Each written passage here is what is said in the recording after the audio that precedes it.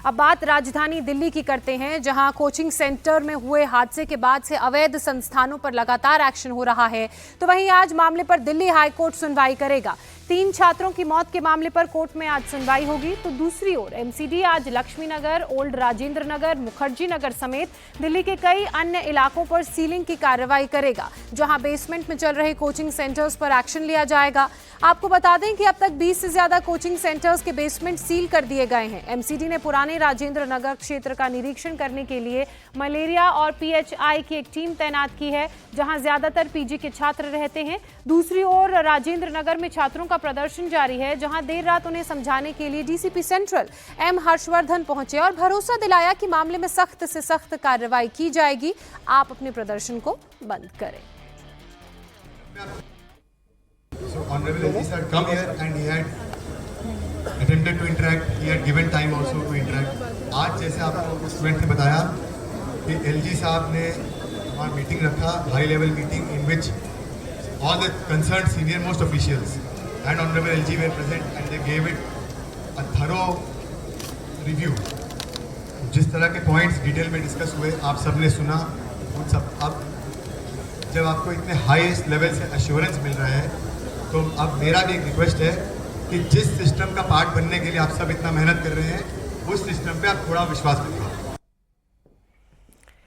नियमों के उल्लंघन करने वाले कोचिंग सेंटर्स और अन्य प्रॉपर्टीज की पहचान के लिए सर्वे किया जा रहा है। प्रशासन ने ये साफ कर दिया है कि कोचिंग चाहे कोई भी हो, अगर उसमें किसी भी तरह की खामी या गड़बड़ी पाई जाती है तो उस व्यक्ति को कोचिंग संस्थान को छोड़ा नहीं जाएगा। राजेंद्र नगर में जिस प्रकार से एक दुखद घटना हुई, जिसमें एक कोचिंग सेंटर की बेसमेंट में पानी भरने से 3 बच्चों की जान चली गई, और पूरी दिल्ली में ऐसे बहुत सारे कोचिंग सेंटर्स हैं जो बेसमेंट में इलीगल अवैध तरीके से चल रहे हैं, जिन्होंने एमसीडी के बिल्डिंग बायलॉज की धज्जियां उड़ाकर रखी हैं। अब किसी भी कोचिंग सेंटर्स पर हम स्ट्रिक्ट एक्शन लेने वाले हैं। जितने भी ऐसे कोचिंग सेंटर्स हैं, किसी को भी बख्शा नहीं जाएगा, और साथ ही अगर कोई अधिकारी इसमें दोषी पाया जाएगा तो उस पर भी कार्रवाई होगी। तो वहीं घटना के बाद से छात्रों का प्रदर्शन लगातार जारी है। छात्रों ने प्रशासन के सामने कुछ मांगे रखी हैं और उनका कहना है कि प्रशासन सिर्फ आश्वासन देता है, कोई कार्रवाई नहीं करता, लेकिन अब की बार वो बिना ग्राउंड पर काम देखे हटने वाले नहीं हैं।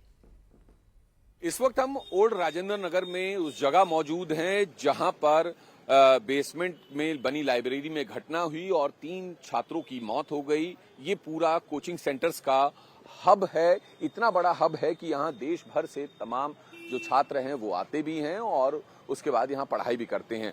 और राजेंद्र नगर की हुई घटना के बाद से यहाँ पर जो तमाम दूसरे जो उनके साथी छात्र हैं वो प्रदर्शन कर रहे हैं और मांग कर रहे हैं।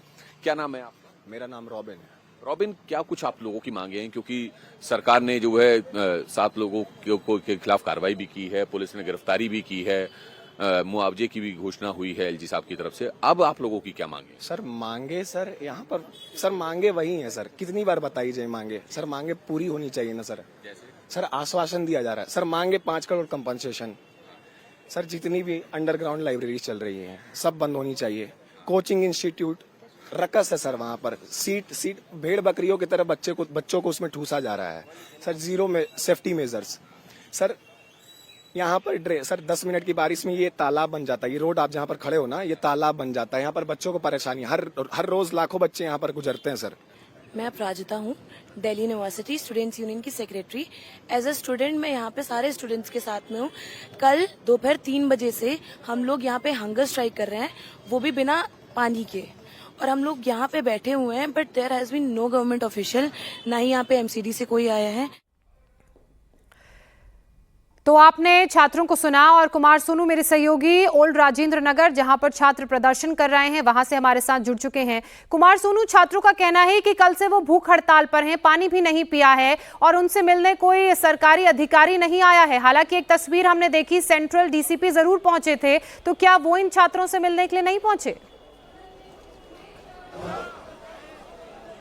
देखिए इस यहाँ पर एलजी भी आ चुके हैं, बाकी दूसरे जो लोकल लीडर्स हैं वो आ रहे हैं, दूसरी पार्टी के लीडर हैं वो आ रहे हैं, लेकिन छात्रों का ये कहना है कि दिल्ली सरकार की तरफ से अभी तक कोई भी आला अधिकारी इनसे मिलने के लिए नहीं पहुंचा। दिल्ली नगर निगम, जिसकी सबसे बड़ी गलती ये बता रहे हैं, वहां से जो है कोई नहीं पहुंचा।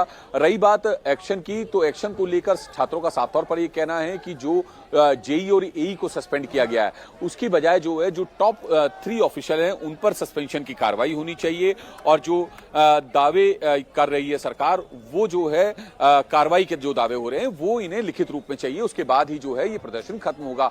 फिलहाल जो मुआवजे की घोषणा की गई है उस मुआवजे से भी तमाम छात्र संतुष्ट नहीं है। इनका कहना है कि वो मुआवजा भी जो है वो बढ़ाया जाए, साथ ही साथ जितनी भी इलीगल एक्टिविटी हो रही है, चाहे वो इलीगल कोचिंग सेंटर चल रहे हो, इलीगल पीजी चल रहे हो, या फिर इलीगल जो लाइब्रेरीज बनी हुई हैं वो चल रही हो, उन पर जो है सीलिंग की कार्रवाई होनी चाहिए, और कार्रवाई ऐसी कठोर होनी चाहिए कि दोबारा से जो है वो रीओपन ना हो सके। छात्रों में ये भी नाराजगी है कि जैसे ही मामला कुछ दिन पुराना होगा तो दोबारा से जो है ये तमाम जो पूरा नेक्सस है दोबारा से एक्टिव हो जाएगा, दोबारा से उसी तरह से। और यही कारण है कि छात्र कह रहे हैं कि आश्वासन के भरोसे हम अपनी हड़ताल खत्म नहीं करेंगे, इस बार जब तक हम एक्शन होता हुआ देख नहीं लेते हैं तब तक हमारी हड़ताल जारी रहेगी। कुमार सोनू, इस मामले में आज दिल्ली हाईकोर्ट में भी सुनवाई है, तो कितने बजे लिस्टिंग की गई है और उच्च स्तरीय जांच को लेकर भी लगातार प्रेशर बन रहा है?